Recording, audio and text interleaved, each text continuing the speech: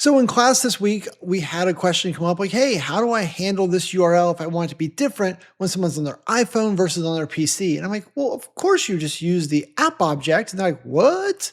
And so with that, I realized, man, I should probably show people how these things work. So today we're going to talk about the app object and the host objects inside of PowerApps and just try to help you guys better understand how you can apply this information. Oftentimes it's for troubleshooting, but sometimes it's when you want to have a custom scenario. If that sounds like fun, then let's switch over to my desktop and take a look.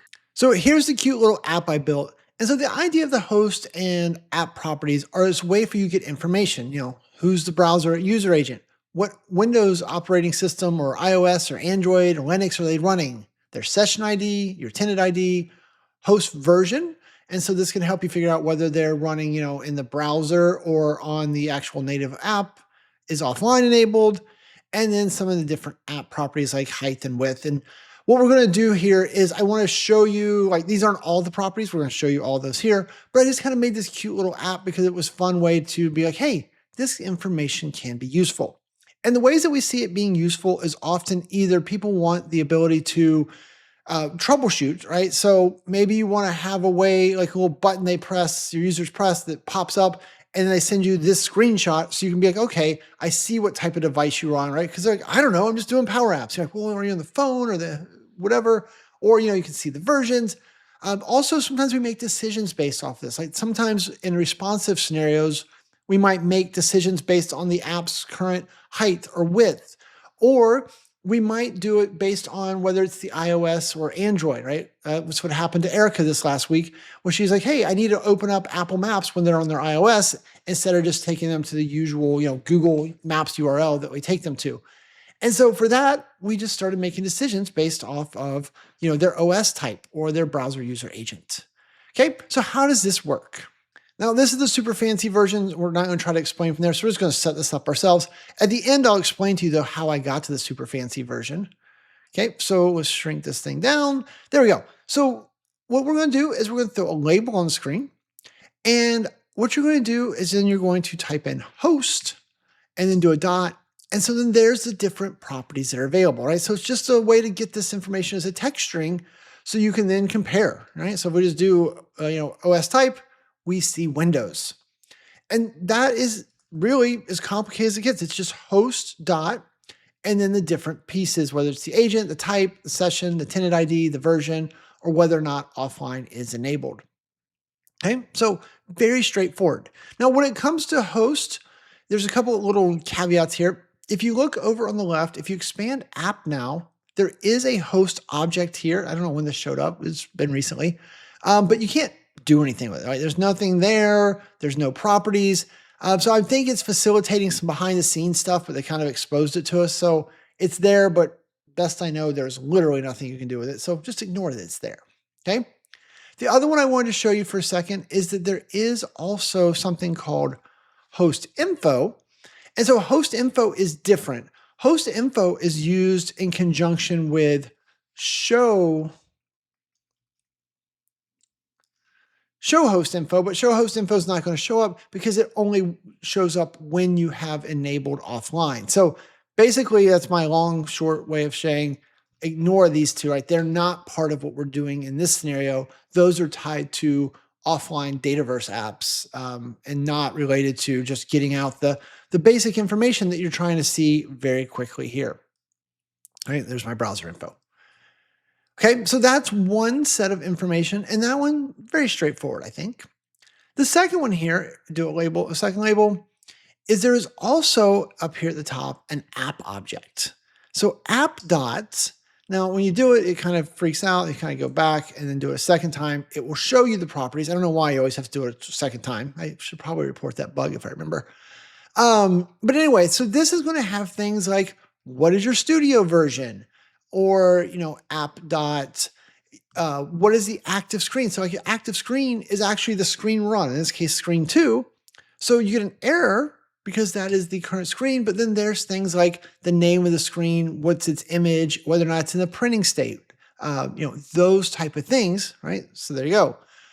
So keep that in mind. App has a lot of different stuff. And for example, a lot of my code, like with header components and things like that, I will use app.activescreen.name. So then the screen name is just always in the big label in the top of my header. So you have some good options there. Now let's see. So there's app.that. We'll do this app. So the other ones here, we use a lot of cases. So height and width, which I think, I don't know why we can't, there we go, scroll down, we see width, height and width. Those are the actual current height and width. And so that can be important in responsive scenarios when you're trying to figure out what they're doing, right? Like if you're trying to say, hey, is the screen currently horizontal or vertical? Well, you could just ask, is height greater than width or is width greater than height? And that's going to answer those types of questions for you. Whereas when you see this minimum screen width and height, these two are the ones that have been designed or pre-specified, right? So that's basically its way of saying, hey, the screen can't be any smaller than this or can't be any wider than that. Size breakpoints. So if you do that, that would then be the different size points. And so sometimes we build responsive, we build on size breakpoints. I'm not going to do responsive today, but those are tied to being the responsive story as well. So that's what that is. Just trying to make sure we cover these. There's a bunch of stuff down here tied to testing. And so this would be the case if you are using the test studio right over here under advanced tools and you're running test, then app dot, and then the different test things, those are going to let you, get to the ID, the suites, those things, type of things. So once again, kind of like that we didn't really go down the responsive story, those would all be tied to the testing story, which we're also going to go down. Then app.theme, name. All right, so you can see I'm currently using the PowerApps theme, but so sometimes we'll use this app.theme, colors, and what is, if I wanted to use darker 60 here, which is a color, not words, that's why it's airing, but that would be a way for me to apply or interact with that theme, right? The current apps, themes, color, and then it's darker 60, right? So we copy that. If we throw like a button on the screen, we could then change its fill to be that. And so then now, that's the darker 60, right? If we change this to darker 90, well, let's do lighter. But if we do colors dot lighter 10, right, then we get that color. So just a way to access your theme colors as well. Hey, remember, this came from one of my training students, right? Like we were in class teaching and she's like, hey, I have this problem. And then we went and applied this and used it to solve her problem. And she posted her updated code. Woohoo, success. If you want to be one of our live training students, just go over to training.poweraapps911.com. We have all types of live classes, on-demand classes, a 6-month university program. I'd love to hang out with you more and get to know you like I've got to know Erica with all of her challenges that she has. All right, back to the video, okay?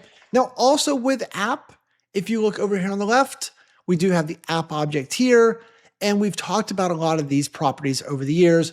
I will tell you, I periodically jump in here and just make sure I know it's in here, right? So for example, can they use back on their mobile devices? If they exit, do you want to force them to say, yes, I really meant to close the app? And if they do, what message do you want to show?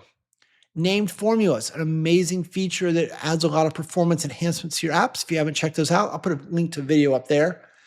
There's where you can specify the minimum screen height and width. On error, so what do you want to do? That's kind of that global error handling. I guess I'll put a link to the video up there for that. On message, I've never used that one. I guess it's new to me. So I would assume that's if you're sending notifications to the Power App, but I'm not positive. I'm going to have to look into that. Maybe I'll put on the screen if I find a quick explanation of what that one is, but I've never used that one before. New to me. On start, it's been there forever, right? Functionality that fires before the app loads. Specifies in those different responsive size breakpoints we talked about a few minutes ago. Where do you want the start screen to be? And what is your app's current theme? Right, the Power Apps theme. So these are all the different objects here with the app that you have access to. And each one of those, especially, each one of these are kind of their own story. You just need to know that that's there. And then just remember that over here, right, we have access to different things like app dots, active screen is probably the one I use the most, and then dot whatever you're looking for here, your orientation, yours currently vertical. Okay, so that's kind of a run through of host and app. Now, the last thing I wanted to show you is like, this screen looks really nice, right? Shane, you're used to making ugly things. How did you do it? Well, hopefully at this point you guys already know, but if you didn't, I went over and used AI. So let's switch over to ChatGPT and see what I did, right? So I'm like, hey, make me a quick label. So I had mocked this up by hand and it to like walk through the functionality. I was like, it looks terrible. You guys like things that look pretty. And so I'm like, make me some HTML to do that that would make it look pretty. And so it went and did. And then basically we just kind of went back and forth. It's like, hey, you want to make it look more Microsoft-esque? I'm like, yep, do that. So it made it a little bit nicer. And then I'm like, hey, this is what it looks like. Can you try and make it fit the screen better? And so then it just drew an image of what it would look like fitting. I'm like, oh, sometimes AI misses. I'm like, no, can you actually make the HTML to look like that? It rewrote the HTML using this card concept. I'm like, I basically like, okay, I need the full HTML. And so then it wrote the full HTML. And this is basically what I did, right? We just kind of kept going back and forth. I'm like, hey, will you make it fit the screen better for me? So then it made the screen fit a little better. Give me the full HTML for that. And then can you make the fonts 20% bigger across the board? It's a little hard to read right now. So it kind of updated those. It told me what to change. I'm like, oh, quit being lazy. Will you give me the full HTML? It gave us the full HTML.